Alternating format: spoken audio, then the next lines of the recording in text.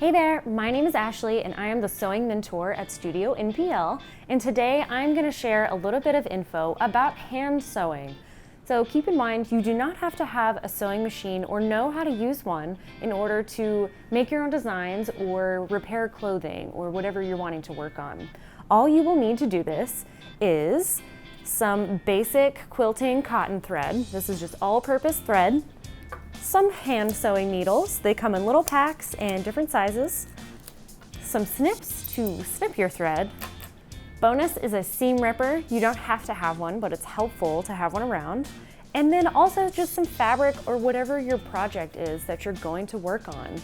Keep in mind, the more structured the fabric, so this is just basic quilting cotton, the better. When things get stretchy and you're learning how to sew, it can get more difficult, so keep that in mind. Now join me and I'm going to tell you a little bit about hand sewing.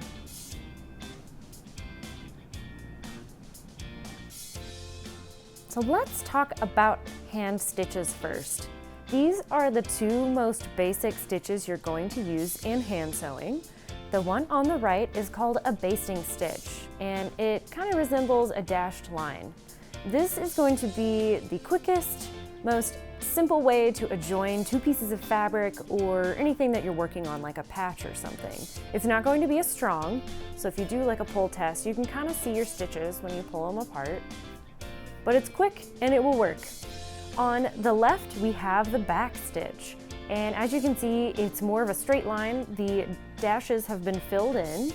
And this is going to be stronger, and it's going to be better for clothing or any type of seam that's going to undergo pressure or stress. So like somebody's wearing something, or it's a seam of a bag.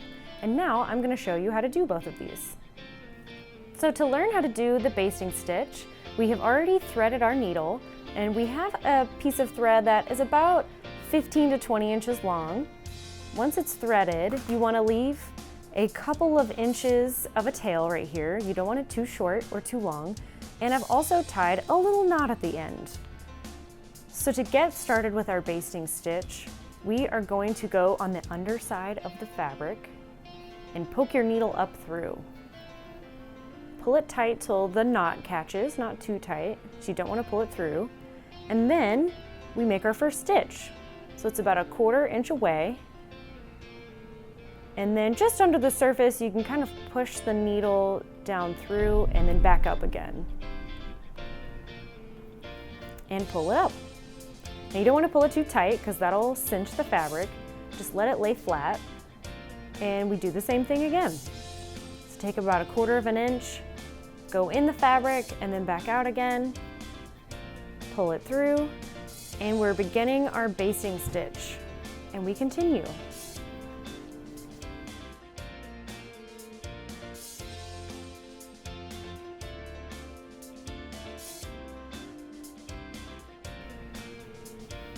Whenever you're ready to finish a seam, or maybe you're running out of thread, we're going to stitch in place, and that is going to finish this stitch line.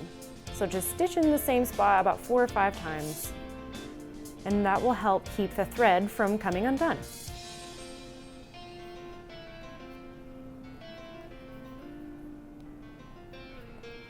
And whenever you're finished, you'll snip.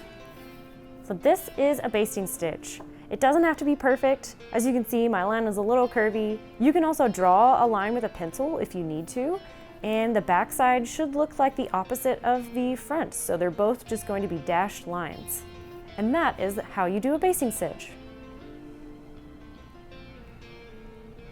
Okay, now let's do the back stitch. So to get started, again, we have threaded our needle, we have our 15 to 20 inches of thread. We've got a few inches of tail, you don't want it too long, and we have our knot tied at the end. So to get started, again, we're gonna start on the back side of the fabric to make our first stitch. So poke the needle up through the fabric, pull it all the way till the knot catches, not too hard, and make one little 1/4 inch stitch to get started. Instead of going through the fabric just under the surface like our basting stitch, we're going to pull the needle back to the underside again. And this is where the back stitch is going to begin. So we're going to Do it by feeling. You're just gonna kind of poke up through. Take about a 1/4 inch of space ahead. So we're jumping ahead, we're poking the needle up through, pulling it up, and then we are going back down to meet the edge of the last stitch. And then pull it through. So now you have 2 loops, and these are reinforced.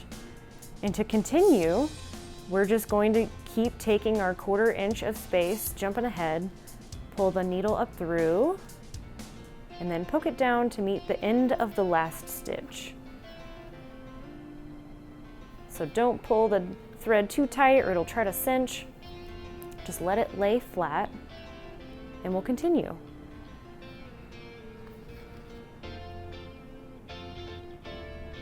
This stitch does take a little bit longer, but it is going to be stronger for clothing or anything that's going to take a little bit more wear and tear when you use it.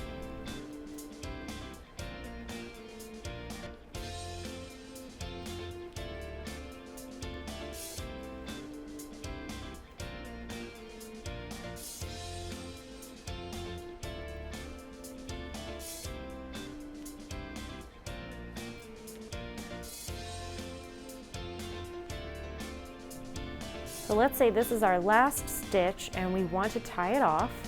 We are going to poke back through the end of this last stitch, and then we're going to do our back stitches right here.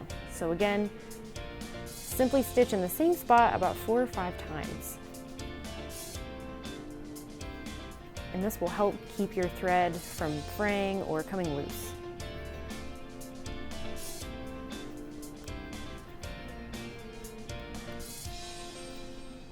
When you're finished, just trim your thread. And to test this one, you can see when you pull it apart, you can't really see the stitches as much. They're going to be stronger because they are reinforced. And that is how you do a back stitch. There comes a time in every button's life when it may need to be sewn back onto something. And if you do have the original, definitely use that. If not, grab another one. We will also need a needle and thread. This is embroidery thread, so it's thicker, and I tied a little knot in the end, some snips, and also optional is a toothpick.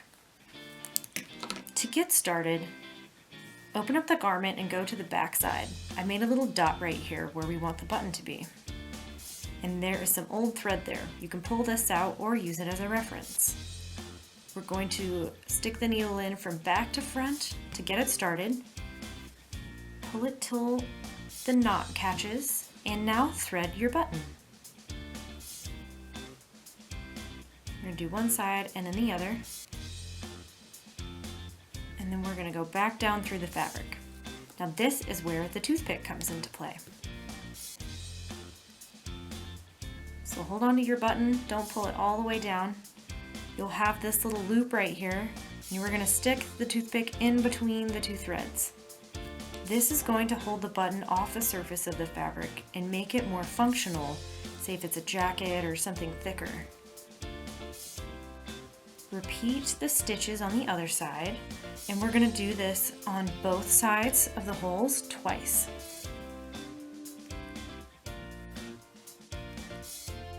Alright, we've done both twice.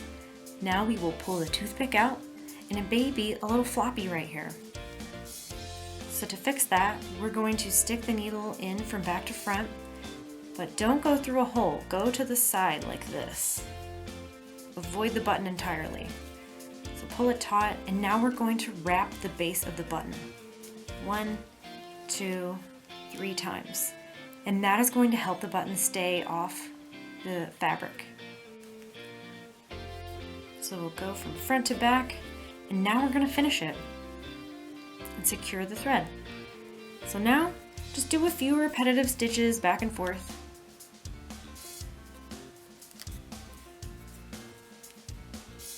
And if it gets a little tough to get through, that just means that it's more secure.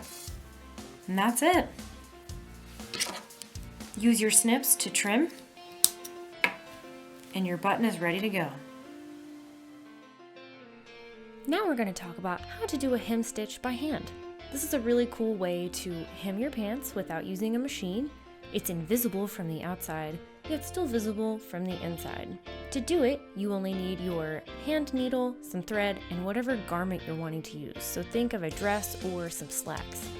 Have your needle threaded, tie a knot into the end per usual, and to make your first stitch, go down inside the hem in between the two layers of fabric and poke the needle up through about a ½ inch into the hem itself. Move forward just a little bit and pick up 1 to 2 threads from the body of the fabric. This is what's going to make it invisible. Now move forward again about 1/4 inch and make another stitch in the hem itself. So poking the needle down under the hem and poking it up, pulling that thread through.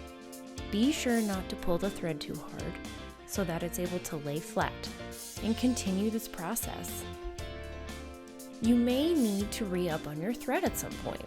If so, simply stitch in place 4 or 5 times in the body of the hem itself so that it's still invisible, trim that thread tail, and get a new length of thread and continue where you left off. You'll do this all the way around the body of the hem until you reached your first stitch. And that's it. That is how you hem stitch some pants or a skirt. Thanks for joining me for learning how to do the basics of hand sewing. So far today we went over how to do a basting stitch, how to do a back stitch, sewing buttons back onto your clothing, and then also how to hem your pants by hand. I hope this was informative, and happy sewing!